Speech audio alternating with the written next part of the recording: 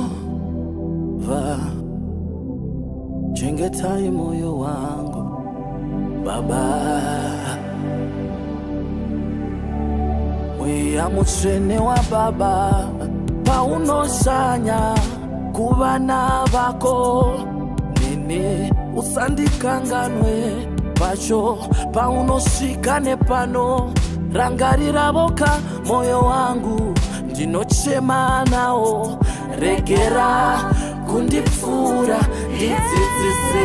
kundichero nyika ikashanduka sei Jehova mutana wa mazera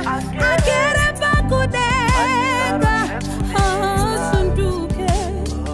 chenjeza wazvemweya wangu kani usatorwe nezvinonyangadza Jehova handidi udembe pamusoro pangu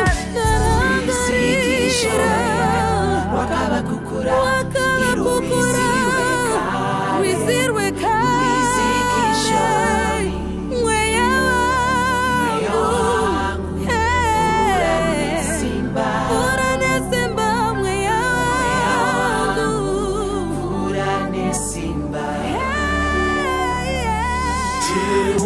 chengetai moyo wangu, chengetai moyo wangu,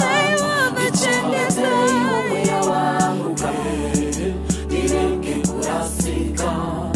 Chengetai moyo wangu, chengetai moyo wangu, chengetai moyo wangu, nireke kurasika. Munatse moyo wangu, unjerei handidi kurasikirwa ini. Nemweya wangu, zvinada moyo wangu ini, zvinotyisa kukarira nzira yekuraswa kunakishoni rwizi rwekare ndingayeretswa zvamunondida naimambo shamwari dzangu dzakaenda asini ndakadai ona munondichengeta ndakamugamuchira ndakapiwa simba kuti ndinzi mwana wenyu yawe ndachema nemoyo wangu ndarangarira rwizi kishoni rwakavakukura Baba rwizi kishoni mweya wangu mvura nesimba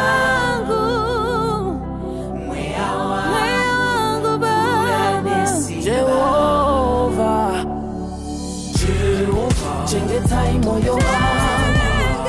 chengetai moyo wangu, chengetai moyo wangu, ndachema Baba, chengetai moyo wangu, angarira chengetai moyo wangu,